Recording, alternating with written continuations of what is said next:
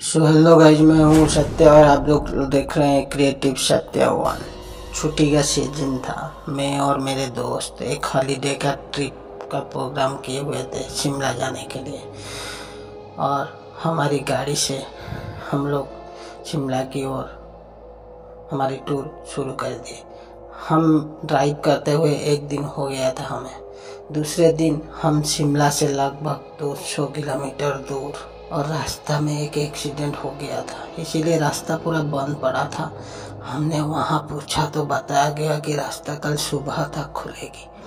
अभी रात हो गया था, कहाँ रुके यह सोचकर हमने गूगल में लोकल होटल सर्च किया तो हमें हाईवे के थोड़ा पीछे, यानी हम जहाँ पर अभी थे वहाँ से 5 किलोमीटर पीछे की लोकेशन में एक होटल मिल गई।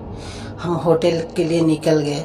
होटल के लिए रास्ता जंगल होकर पार करना पड़ा, और आखिरकार हम होटल में पहुँच ही गए।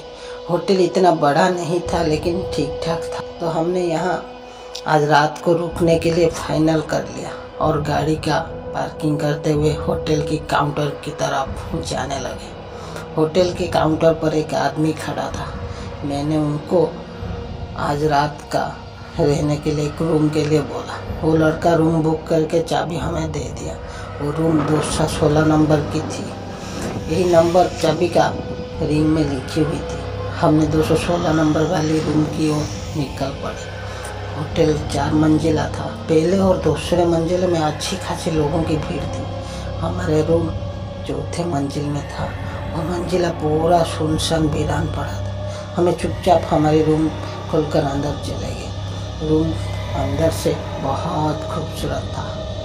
हम थोड़े टायर्ड हो गए थे तो मैंने बाथरूम में फ्रेश होने के लिए चला गया, लेकिन बाथरूम में पानी नहीं चल रहा था, तो मैंने होटल की फ़ोन से उनकी स्टाफ को फ़ोन किया।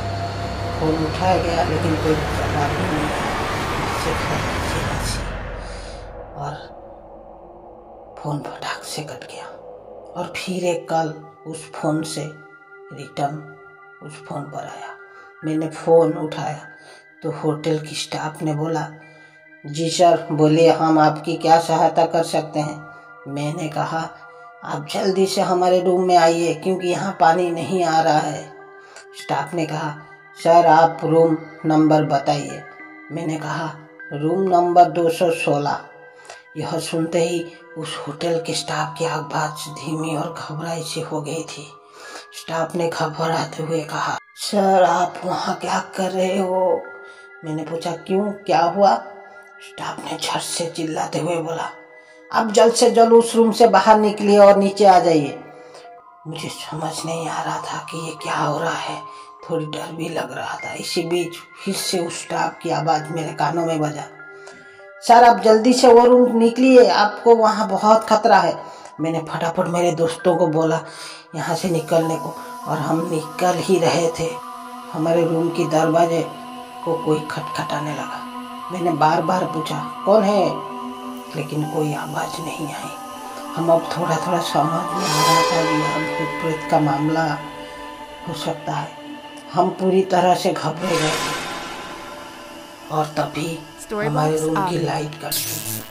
चारों तरफ अंधेरा ही अंधेरा। तभी बाहर से एक आवाज़ आई, सर आपने पानी ठीक करने के लिए बुलाया था ना, मैं उसी के लिए आया हूँ। मैंने सोचा कि अभी तो नीचे स्टाफ ने कहा था कि ये रूम खतरों से खाली नहीं है, और ये अब कौन दरवाजे के बाहर है।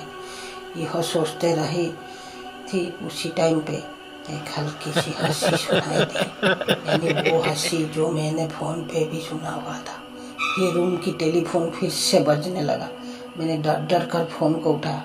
स्टाफ ने बोला, सर आपने अभी तक नीचे नहीं आए क्या। मैंने कहा,